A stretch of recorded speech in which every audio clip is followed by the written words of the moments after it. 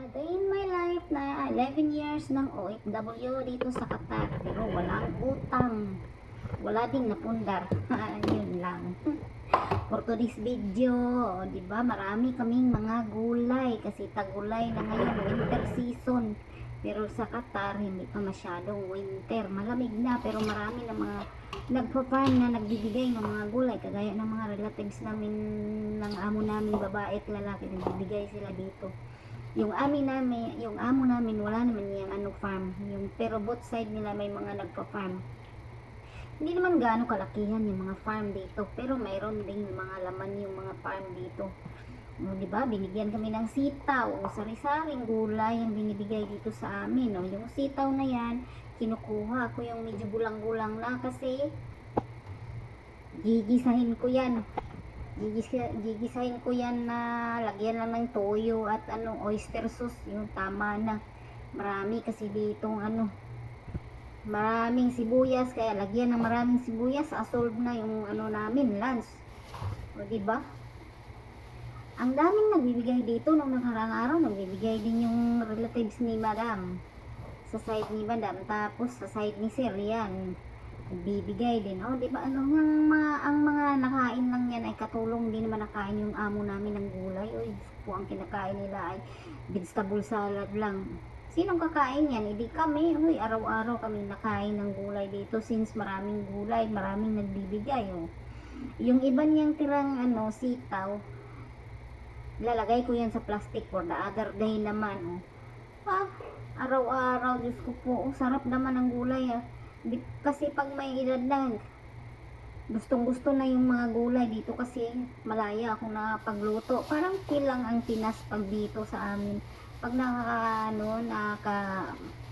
amo ka ng medyo mabait-bait na hindi ka nang ginagambala sa kusina, malaya ka luto ng kung ano-ano sa kusina, o di ba? Ayun, hindi ko kilala yan. Pero para siyang ang haba-haba, parang patula na parang cucumber na ibang variety. Masarap din yan eh. Kinain ko ng isang araw, tinikman ko kasi hindi ko nga kilala. Oh, ang dami ding upo. Yung upo dito iba kasi maliliit yung upo dito. Saka yung talong, yung talong bilog, ganyan yung mga talong dito. Yun yung variety ng talong dito, mga bilog. Pag na yan, piniprito yung talong dito, matubig siya, watery siya pag piniprito, kaya pangit din siya pag gawing salad. Ang gustong-gusto namin dyan, yung okra, ang daming okra ko tuwing tanghali ako niyan, nilalaga. Kasi masarap siya, dot sa suka, ay tuyo lang. O, diba? Solve lang namin dyan, yung pananghalian namin. Tapos iba-iba yung parte, may sardinas, isda, manok, basta ginigisa. Healthy naman yung namin pampagisa kasi olive oil yung pang yung panggisa, hindi naman yung natural na oil. Olive oil ang gamit ko dito, kaya okay lang. Gisa-gisa araw-araw. May ako naisip na akong paraan paano yan gawin yung mga talong na yan matubig kasi may iba-iba yung kulay, may puti. Yung puti na yan, ewan ko, hindi ko pa yan natikman, masarap kaya yan. Tapos yun yung kusa, tinatawag dito, parang yung kusa na yan masarap siya kaso ba yun siya sa English, parang siyang patula.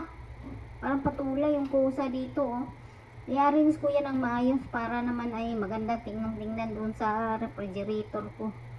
Hoy, tiba-tiba kami ng mga gulay. Araw-araw kami ditong nakain ng gulay. Paborito din naman namin yung mga gulay kaysa maglagi kaming kakain ng manok. O, di ba? Yung pambansang ulam kasi dito, manok. Kaya mabuti na lang ay tig-winter ngayon, tig-lamig. Maraming mga nagbibigay ng gulay. Tinitipid-tipid ko yan, aabot yan ng 2 weeks siguro.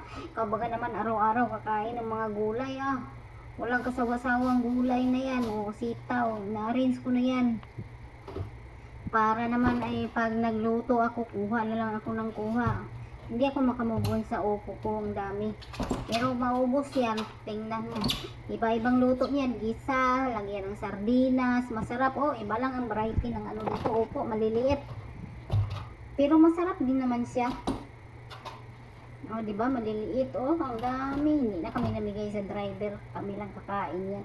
At saka yan, oh, yung isa parang patula na. Pero kinain ko yan eh, yung walang ano. Para naman siyang cucumber. Parang cucumber, ibang ano lang ata yan, variety. Ngayon ko lang siya, ano eh, ngayon ko lang na kikita yan, ganyan. Dati dito nung unang panahon nung ano, daming nagbibigay ng ano, gulay pero hindi ko masyadong na-appreciate kasi ano, hindi pa kasi ako palakain ng mga gulay dati eh. Pero ngayong nagkakaedad na, masarap na ang gulay. Gulay is life, pinipilit ko ng kumakain ng gulay para healthy naman yung ano. Iba na kasi pag nagkakaedad na, marami na nararamdaman kaya healthy na mga laging kinakain namin. Oh. Diba? Ang dami kong gulay, 3 tray. O, sitaw, gigisahin ko yan, for tanghalian. Araw-araw ba naman, 2 weeks, murang 2 weeks siguro nang kakain, oh. Tapos lagyan ko yan ng ano, isdang tamban yan eh. May tamban dito, mura lang ang kilo. 6 na piraso siguro, nabili ko yan ng 8 real. Habang ginigisa ko yan, may gulay din kami. Ginigisa, baliktad. Para habang piniprito ko pala yung isda, may gulay din kami. Oh. Sari-sari, oh. 3 tray yan, oh, eh. Kami yung nagtiba-tiba sa mga gulay dito, yung mga amo, mga bata, hindi kakain yan. At saka hindi na ako namimigay sa driver. Kami lang, bahala dyan sa gulay yan. Solve na ang problema namin sa gutom. Oh, ang daming okra. Iba pa naman yung okra dito, ang liliit. Oh, maliliit yung okra dito. Hindi kagaya sa atin ng haba dito, maliliit. Minsan kinikilaw ko yan eh. Masarap din naman. Walang ano dito, ang mga gulay dito, walang chemical. Hindi sila nag-i-spray ng ano, hindi sila nag-i-spray ng mga gulay dito. Ewan ko, parang hindi ko nabalitaan na nag-i-spray sila ng mga ganyan. Organic ata yung mga ano dito, pananim. Pero ang mga tanim dito tuwing ano lang, tuwing winter season lang, pero pag tag-init walang mga ano mabubuhay kasi ang degrees dito pag sobrang init 50 na eh.